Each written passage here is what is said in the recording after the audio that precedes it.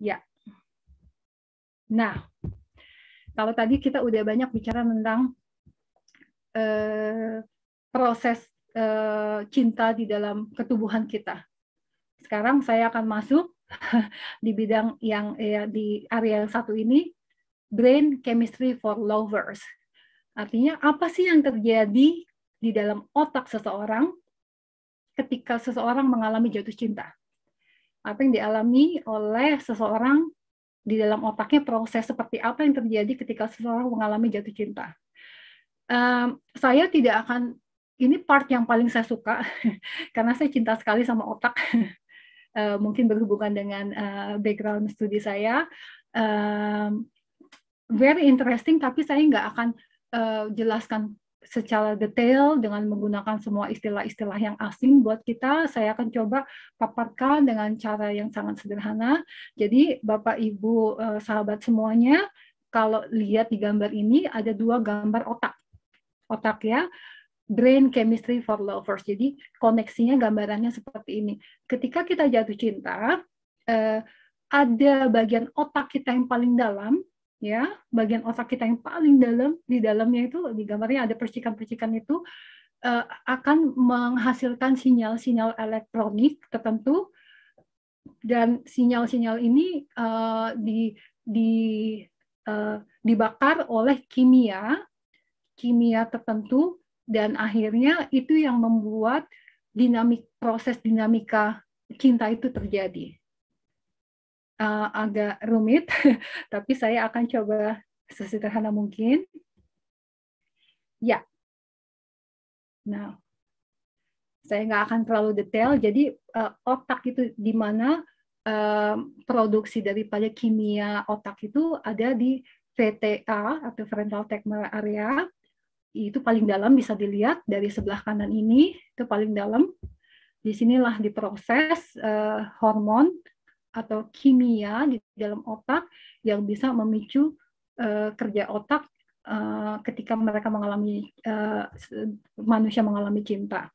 Jadi prosesnya adalah ketika seseorang mengalami ketertarikan kepada orang yang dia suka, entah apa alasannya, maka di otak ini akan memproduksi satu hormon yang bikin dia jadi happy.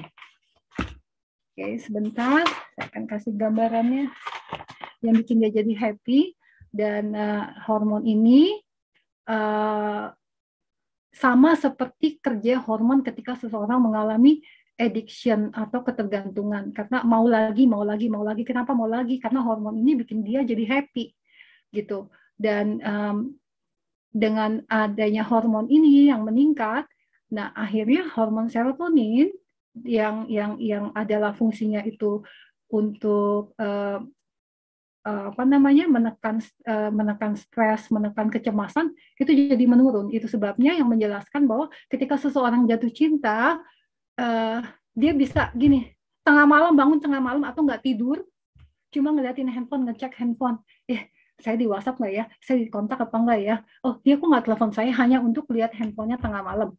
Misalkan begitu. Atau jadi cemas-cemas gimana gitu loh. Dia lagi ngapain ya? Aduh, saya mau telepon dia nggak ya? Oh, dia nggak telepon aku sih. Kecemasan seperti itu. Dia pergi sama siapa ya? Dan mulai obsesi muncul karena penjelasannya secara ketubuhan adalah ini adalah proses kerja daripada hormon. Contoh sederhananya, kalau kita masak, kalau kita taruh garam terlalu banyak akan asin. Kalau kita minum teh taruh gula terlalu banyak akan manis. Jadi hormon di dalam tubuh pun seperti ini kerjanya. Jadi ketika satu hormon tertentu terlalu banyak akan memberikan efek ketubuhan dan pengaruhnya kepada emosi. Contohnya ya ketika kita mengalami produksi hormon serotonin itu merendah, otomatis kita jadi cemas. Kecemasan ini akan menimbulkan tekanan jantung semakin tinggi, ya, dan itu yang bikin kita jadi, oh saya harus selesaikan masalah ini, selesaikan situasi ini supaya saya bisa tenang. Nah, jadi kerja gitu antara emosi dengan ketubuhan, sistem kerjanya seperti itu. Oke. Nah, ini adalah contoh daripada hasil MRI atau scan otak dari beberapa tipe macam orang. Yang sebelah kiri itu adalah orang yang belum pernah jatuh cinta. Orang yang belum pernah jatuh cinta. Kalau kita lihat sini ya, ada flagnya ini adalah sinyal yang jadi orang itu di-scan otaknya, masih hidup ya, masih hidup. Orang hidup di-scan otaknya, dijadikan responden penelitian, ditanya, kamu pernah jatuh cinta nggak? Pernah. Sekarang lagi jatuh cinta nggak? Enggak. Punya pacar nggak? Enggak. Punya pasangan nggak? Oke, hidup sendiri, saya lagi nggak jatuh cinta sama siapa-siapa. Oke, nah hasilnya yang seperti ini, sedikit ya, sedikit titiknya di gambarnya yang berwarna. Nah, ini adalah yang di tengah adalah hasil dari scan otak orang yang mengalami patah hati atau kekecewaan di dalam cinta. Bagaimana mereka tahu? Karena sebelum di scan mereka tuh diberikan kuesioner dulu, ditanya apakah kamu mengalami hubungan dengan seseorang yang kamu cintai dan lain sebagainya. Dan grup orang ini adalah mereka yang sedang mengalami broken hearted atau patah hati atau sedang kehilangan cinta. Dan bisa dilihat di sini ada warna berbeda. Jadi ini bisa mewakili hormon yang berbeda yang dihasilkan oleh otak. Hormon berbeda. Bisa jadi ini adalah yang paling ketika seseorang mengalami broken hearted atau kehilangan cinta, patah hati, maka otak juga akan memproduksi hormon yang menimbulkan kecemasan. Nah, hormon ini kalau berlama-lama akan merusak tubuh itu sendiri. Tapi kalau cuma sesaat, tidak apa-apa, dia akan merecover, akan kembali pulih. Itu sebabnya ketika kita berada dalam suatu situasi stres